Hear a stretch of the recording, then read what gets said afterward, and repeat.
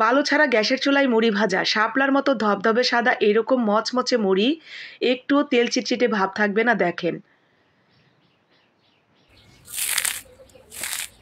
মুড়ির শব্দটা শুনেছেন? একদম মচমচে মুড়ি। এবারের ইফতারে মুড়ি মাখা হবে নিজের হাতে গরম গরম মুড়ি ভাজা দিয়ে। এত মজার মুড়ি ভাজা হবে, আপনার বাসার প্রত্যেকেই কিন্তু ভীষণ চমকে যাবে আপনার হাতের এই মুড়ি ভাজা খেয়ে। তো যারা আমার মতো নিজের হাতের মুড়ি ভাজা খেতে চান এবারের রমজানের ইফতারের মুড়ি মাখায়, তারা প্রথমেই এরকম মুড়ির চাল নিয়ে নেবেন। আর এই মুড়ির চালগুলো যারা চাল বিক্রি করে সেই সব চালের দোকানে খোঁজ করলেই পেয়ে যাবেন। তো এই চালগুলোর আলাদা কোনো নাম নেই, শুধুমাত্র মুড়ি ভাজার চাল বলবেন। ৬০ টাকা কেজি। দোকান ভেদে বা এলাকা ভেদে দামের একটু তারতম্য থাকতে পারে। তো ৬০ টাকার ১ কেজি চাল কিনে আনলে আপনি পুরো রমজান মাস খেয়েও শেষ করতে পারবেন না, এতগুলো মুড়ি হবে। তো আমি এখানে আমার হাতের ৩ মুঠো মুড়ির চাল নিয়ে একটু লবণ আর সামান্য একটু রসুন ছেঁচা দিয়ে একটু কিছুক্ষণ পানি দিয়ে মেখে রেখে দিয়েছিলাম। এরপরে ঠিক এরকম শুকনো শুকনো হয়ে গেছে। এখন এগুলোকে শুকনো খোলায় নিয়ে ভেজে নেব।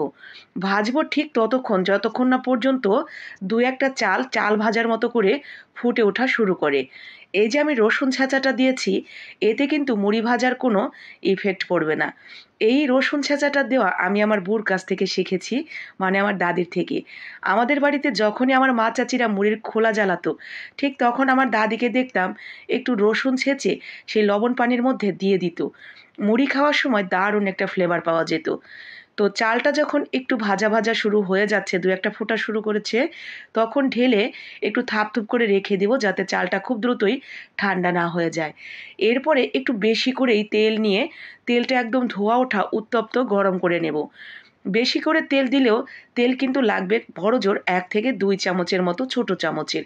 আর পুরো তেলটাই আপনি আবার ঢেলে রেখে দিতে পারবেন আপনার বোতলে। এরপরে এরকম একটা চাল নিয়ে নেবেন, তার মধ্যে একটু করে চাল দিবেন আর দেখবেন কি কারবারটা। মুড়ি ভাজার সময় আমার এত বেশি আনন্দ লাগে যে মনে হয় ভাজতেই থাকি, এত সুন্দর সাউন্ড। আর দেখেছেন একটা চালও কিন্তু মিস যায়নি। যতটা চাল আপনি দিবেন ঠিক ততটাই মুড়ি পাবেন। একেবারে বড় বড় শাপলার মতো ধবধবে সাদা মুড়ি। তেল দিয়ে ভাজা বলে এগুলো কিন্তু তেল চিটচিটে না, হাতে একদমই তেল লেগে থাকে না। অনেকটা পপকর্ন ভাজার মতো তেল দিয়ে ভাজা হলেও পপকর্ন কিন্তু তেল চিটচিটে থাকে না, ঠিক ওরকম। তো এই তো, আশা করি আপনারা বুঝতে পেরেছেন কিভাবে বালু ছাড়া গ্যাসের চুলায় মুড়ি ভেজে নিতে হবে। দেরি না করে এবারের ইফতারের জন্য ভেজে নিতে